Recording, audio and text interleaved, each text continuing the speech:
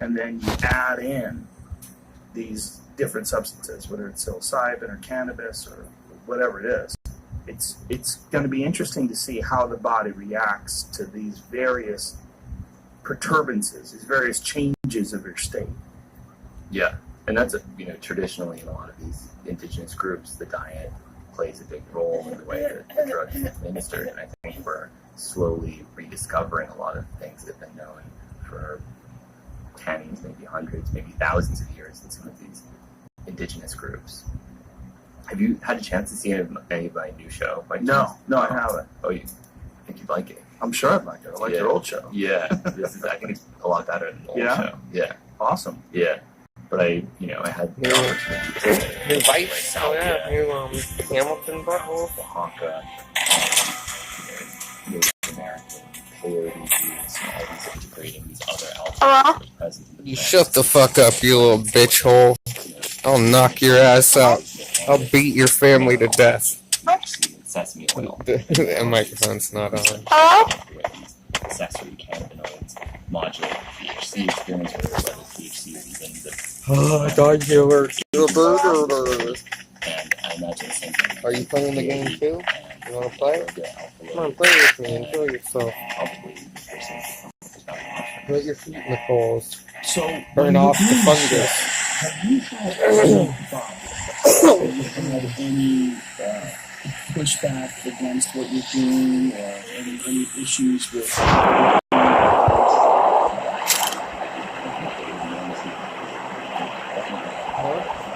If you want to, I'll play with you.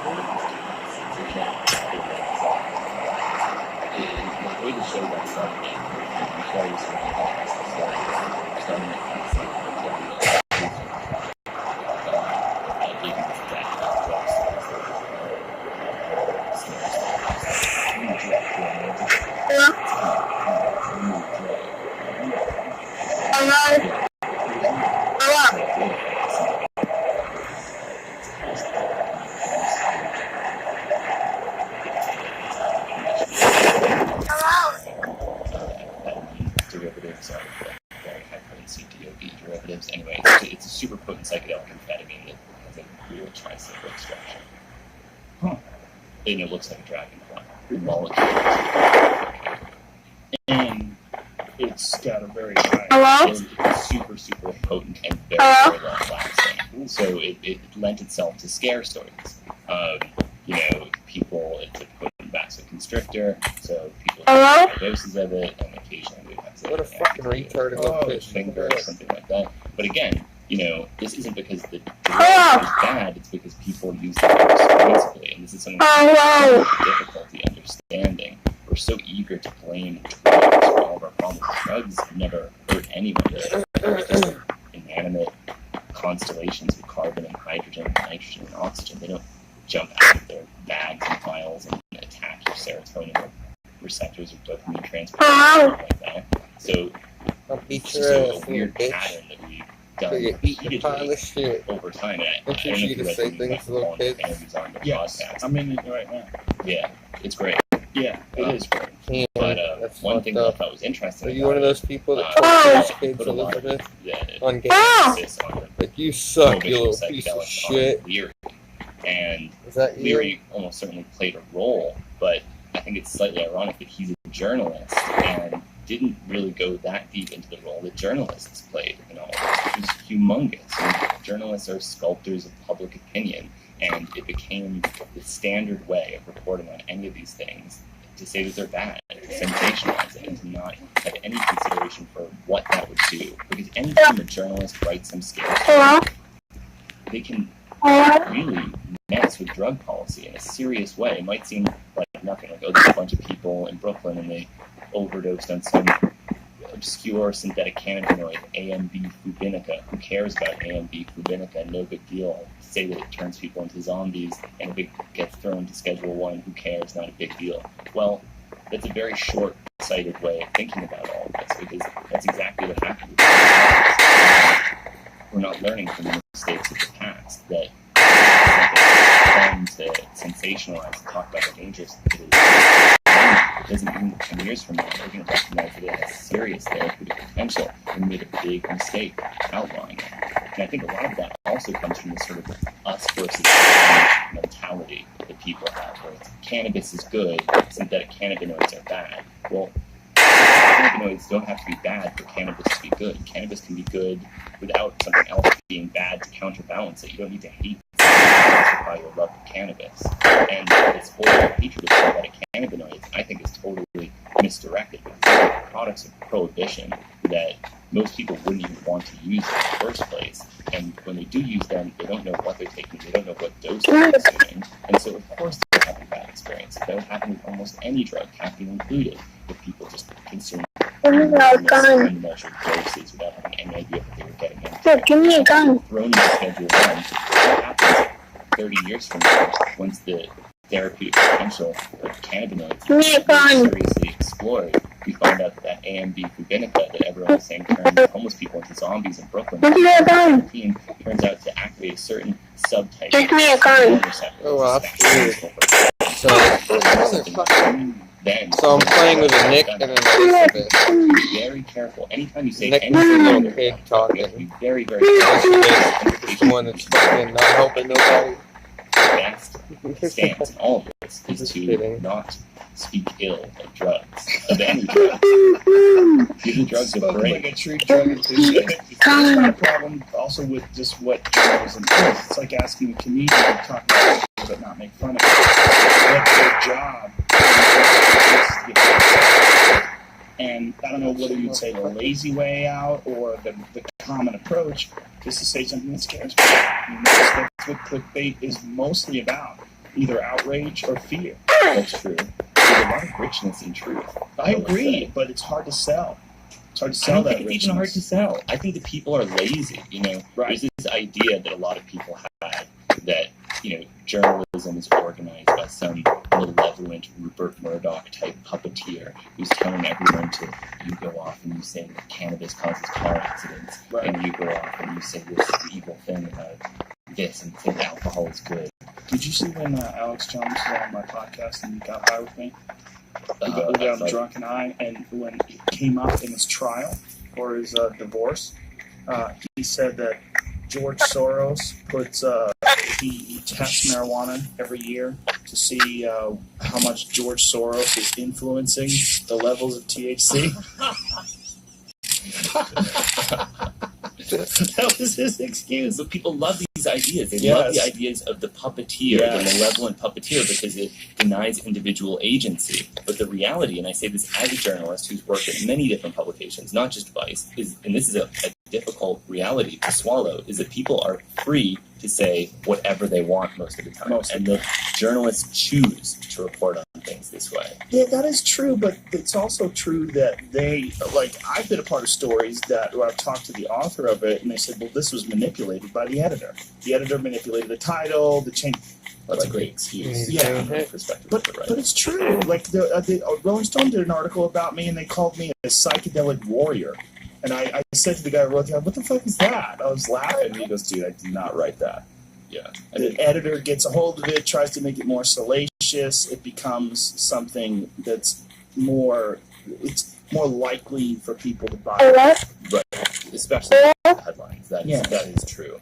And the real problem is that this sort of outrage culture and comment culture that has emerged provides no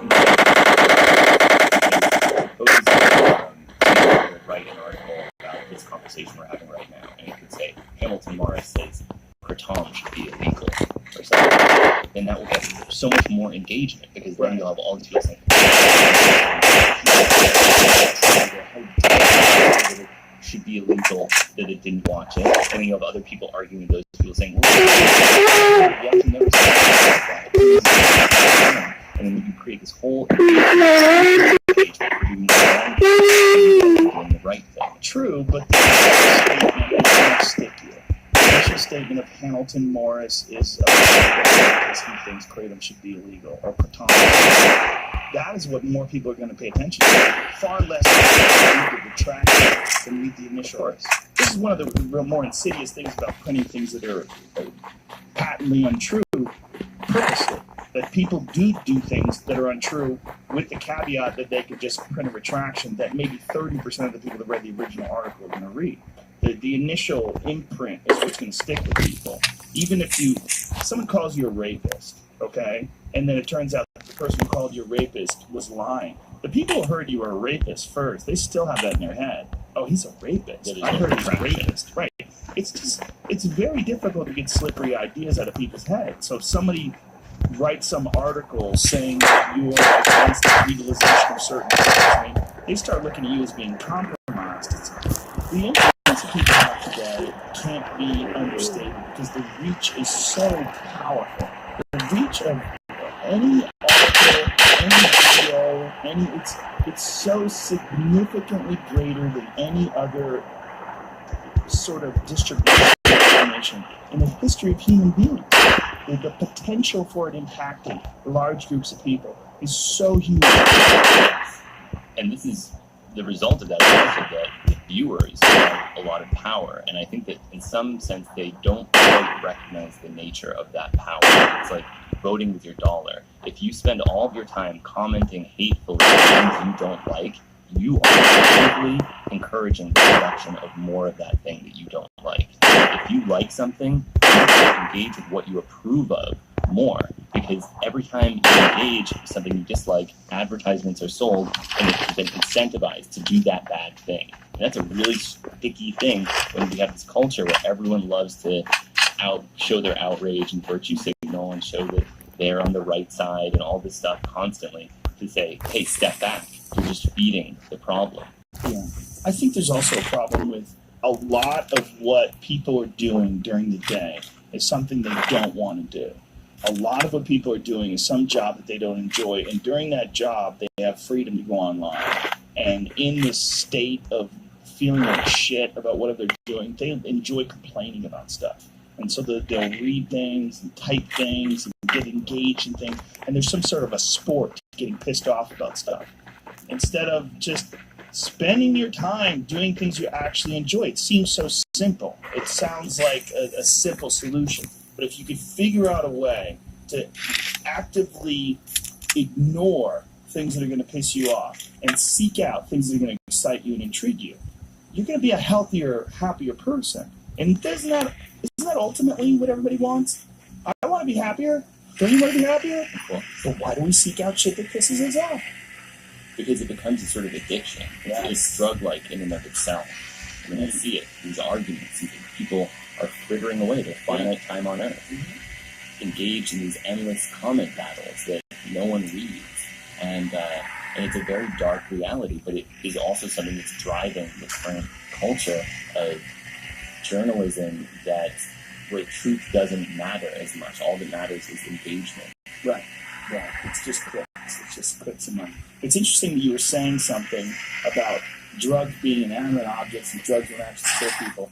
It's so funny how drug enthusiasts parallel gun enthusiasts with their arguments. It's really the same freedom argument. And it's really, and I'm in an interesting perspective because I live in New York. I'm like just a nerdy guy that doesn't. Let me guess. You live in Williamsburg. I do.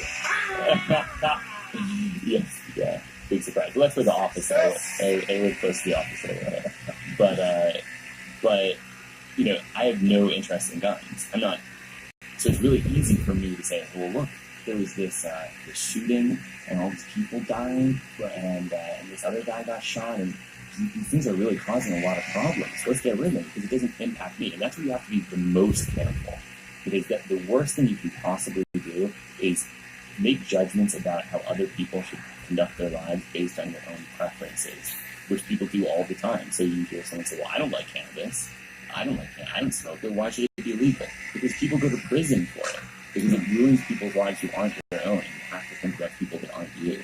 And so it's very difficult when it comes to gun control issues, because I'm faced with that exact same issue, where it would be so easy for me to say, get rid of them all. It doesn't impact me. I don't like guns. But I don't want to fall into that same trap. Yeah, it is a trap. And it also sort of highlights how slippery life is in general. That these absolutes that we look for, these ones and zeros, that don't necessarily exist in a lot of subjects. There's a lot of people that have done bad things that have also done great things. And that gets weird too. Just human beings in general. We're complex creatures, and to just categorize something as negative or positive. There's a lot of positive things that you could find with drugs. There's a lot of negative things you could find with drugs too. And they mirror human behavior. There's a lot of positive and negatives in human behavior. Yes. And back to this journalistic issue and coverage of drugs, I mean, one thing that worries me about the way cannabis and psychedelics are presented is that it's always couched in they're safe, they're therapeutic, they're spiritual, they're historical. But that isn't the point. Even if all these things are true and there's some debate, eventually someone will find a chink in that armor. Someone will die. Maybe they're not haven't been used as long as you thought they were used. Maybe they don't always work there. So then what? Do you go back to prohibition? No, that's why I think you need to emphasize cognitive liberty. You need to emphasize people's right to explore these alternate states of consciousness, regardless of whether or not they're therapeutic or safe or traditional or spiritual. The point isn't that it's safe or any of these other things. The point is that if you want to live in a free society, you have to be allowed to take a certain amount of risk. Yeah, that's a good point. That's a very big point. And I think it fits well with your description of the things that people are allowed to do that are legal, that are very dangerous. Like credit card buying, all these things that we just allow them to do. We don't think twice about it. Using a parachute, all that crazy shit. We just openly, and nobody's saying, hey, we should ban skydiving. Because no one's saying that. But fucking a lot of people die skydiving, man. I mean, it's a fucking dangerous pursuit. We don't seem to care. We seem to care about drugs because we think that somehow or another, either our children or someone we know is going to be insidiously infected with these things. They're going to get into their lives and fuck them up. And I think the real problem with that is education. That's the real problem with that. I was extremely fortunate, in a weird way, to see someone with a cocaine addiction when I was in high school. It was a good friend's cousin who got really fucked up on cocaine when he was a couple years older than me, and I watched his life fall apart. And I remember thinking when I was little, like, wow, I don't want to touch that shit. But cocaine's fucking terrible. And then, from then on, I've never done cocaine. But it's because of that education. And I think real education it's a fucking tough thing because you don't really just get it from knowing information. You have to see things. You have to talk to people. You have to experience things on your own. If someone talks about psychedelics, someone teaches about psychedelics, but they have no experience in actual psychedelic states personally, it's a very hollow conversation. It's like a certain amount of education has to be from real life experience. Oh yeah, absolutely.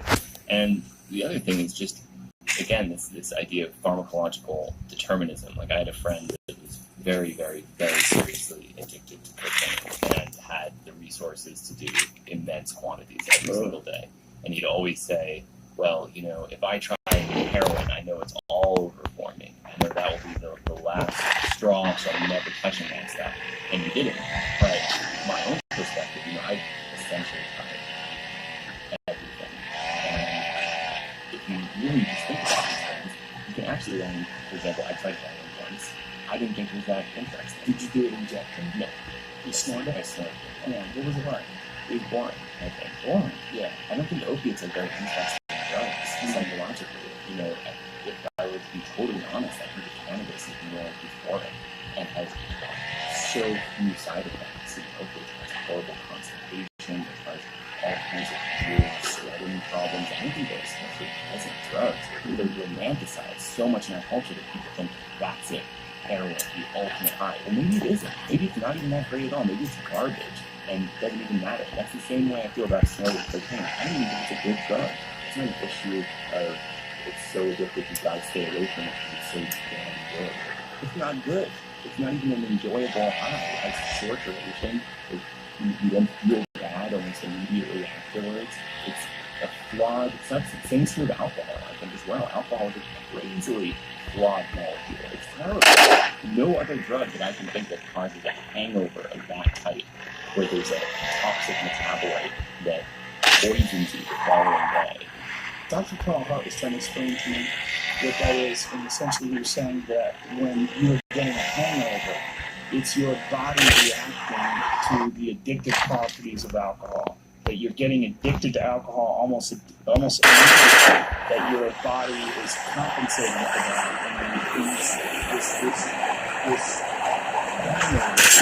using alcohol is also your body withdrawal from it. I am not familiar with the evidence for that. Do you know who he is, Dr. Bell? Yeah, actually, I tried to intern for him. Love that guy. Yeah, I have a lot of respect. I'd have to look at his source. You'd have to also look at what I described because I probably butchered it. Okay, but there's an alternate explanation that's even simpler, which is simply that alcohol is metabolized into a chemical acetaldehyde that's toxic. So, and with alcohol, it's a very, very weak drug by weight. You're consuming insane amounts in terms of the number of molecules. You're consuming insane quantities of the drug. So all of this acetaldehyde accumulates in your body and it has a directly toxic effect. Is there a way to counteract that and mitigate the effects? Yes, there are proposed ways to do it. I haven't experimented with any of them myself because I don't really like alcohol that much to begin with. Isn't glutathione, that's something that allows your body to process it more easily? It would have to be something that prevents the specific conversion of the on top of that. Okay. What about practical? You ever thought about that stuff?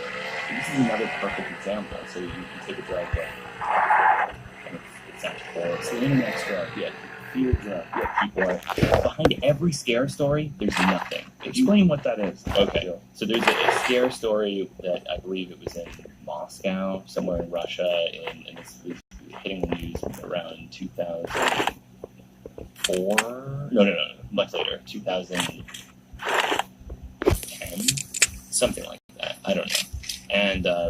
And the idea was that this is the worst stuff. It's ultra addictive. You inject it, and then you lose a limb, and you have profound necrosis all around the injection site. And this is the worst drug, most addictive drug of all time. Well, the drug itself is called desomorphin, and it's been used medicinally. There's nothing especially addictive or dangerous at all about desomorphin. The problem is that people were injecting completely impure reaction mixtures that had all of the components from the synthesis that hadn't been removed, including phosphorus, which is immensely toxic. So you have people basically reporting on IV phosphorus toxicity as if it were a result of this drug, when it's a completely separate issue. And this is what you see when you look at all of these things. It's never the drug. Any drug territory, it's never the drug. You always have to look for the root cause because it's never the drug. There's never been a drug in history. And that is why, if you look at the DEA's list of controlled substances, it's not dangerous drugs that are controlled. It's enjoyable drugs. Something like tetrodotoxin, the chemical in pufferfish, that's not a controlled substance. There's some regulations in terms of how much you can purchase, but it's not a controlled substance. Cibotoxin, the most potent known neurotoxin, it's not a controlled substance. Lead isn't a controlled substance. Mercury isn't a controlled substance. Mercuric chloride isn't a controlled substance. All of the deadly poisons. Cyanide isn't a controlled substance. It's not about what's safe and what's dangerous. It's about what people like to use, what's enjoyable. What is the root? I think it's, a puritanical idea that any sort of euphoria is bad. And euphoria is listed as a side effect in some medications. We assume that it's a bad thing. Right there with diarrhea. Yeah, it's like euphoria, diarrhea.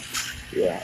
Yeah, that is a strange thing. Like it's gonna cut back productivity, make you a lazy ne'er-do-well, and just become a burden on society. That's a common way of describing who use drugs. Sure, and it's a fundamental idea that sobriety is good. Yes. You look on Instagram, people post a selfie and say, 6 months sober, guys, thank you so much, and tons of congratulations, because it's a virtue, because you accomplished something, you're not using drugs. Yeah.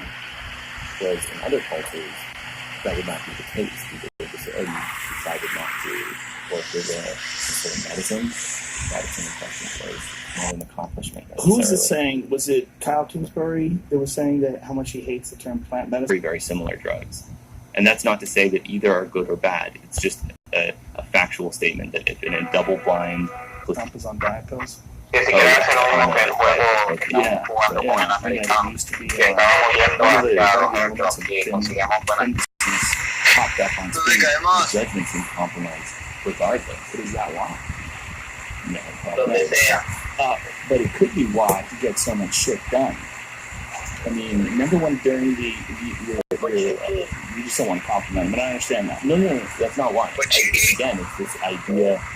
There's a certain extent of value that have people make the same arguments about Hitler. Like Hitler, he was just high on speed. That explains it. The Nazis, they were just high on speed. That explains it. But what value does it really have? Same thing with Anthony Bourdain. It's like, oh, no drugs were found in the system post-mortem. So what? What if they had them? Then what? Well, the idea that he might have been experiencing a fucked up state of mind because of some drug that made him make a poor choice and take his own life. But you wouldn't know. You wouldn't know why he did it. Is that what you're saying? It wouldn't explain anything, really, because you still wouldn't know his internal state. It would just be your projecting an assumption. So what if there were a small amount of heroin in his blood at the time of his death? Then you'd assume that he had relapsed, was so ashamed of his relapse that he then decided to kill himself. But the reality is, we can't make those sorts of assessments. We don't know other people's internal states. We don't even know what these things do to other people. We don't, but we do know that some things like Abilify and some other SSRIs and even some anxiety medication have been strongly linked to suicidal thoughts. And in fact, they're actually listed as some side effects. I know correlation does not equal causation, but don't I think that's worth considering? That's something that is worth, and this is something that I think we should avoid. Yes, I agree with you. But I think we're trying to look at things by looking at things in terms of like on or off, black or white, one or zero. I just don't with that. No. Yeah. The speed thing is curious because maybe one of the side effects of these drugs is impulsive, irrational behavior. And extreme confidence. Me quedaré mirando. This is right. This is what we always think of people that speed. People that have coke confidence. Coke confidence is a real phenomenon. When people do cocaine, they feel very confident about themselves, and they